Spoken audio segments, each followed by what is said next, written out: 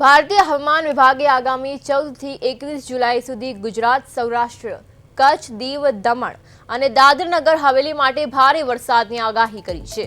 ઉત્તર બંગાળની ખાડીમાં સક્રિય નીચા દબાણના ક્ષેત્ર અને અન્ય હવામાનની પરિબળોના કારણે અનેક જિલ્લાઓમાં ગાજવીજ સાથે ભારે વરસાદ પડી શકે છે. ખાસ કરીને દક્ષિણ ગુજરાત, મધ્ય ગુજરાત અને સૌરાષ્ટ્રના અનેક વિસ્તારોમાં વરસાદનું જોર વધુ રહેવાની શક્યતા વ્યક્ત કરવામાં આવી છે. 19 અને 20 જુલાઈ દરમિયાન દક્ષિણ ગુજરાત અને સૌરાષ્ટ્રમાં ભારે વરસાદનું પ્રમાણ વધી શકે છે. આગામી 3 દિવસ તાપમાન સામાન્ય કરતાં 3 થી 5 ડિગ્રી વધુ રહેવાની શક્યતા પણ દર્શાવવામાં આવી છે.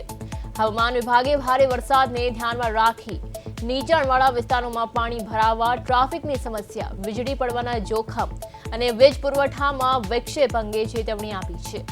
લોકોને ગાજવીજ દરમિયાન ઘરની અંદર રહેવા, ખુલ્લા મેદાન અને ઝાડ નીચે ન જવા તેમજ ખેડૂતોએ પાક અને પશુધનની સુરક્ષા માટે જરૂરી તકેદારી રાખવા અપીલ કરવામાં આવી છે.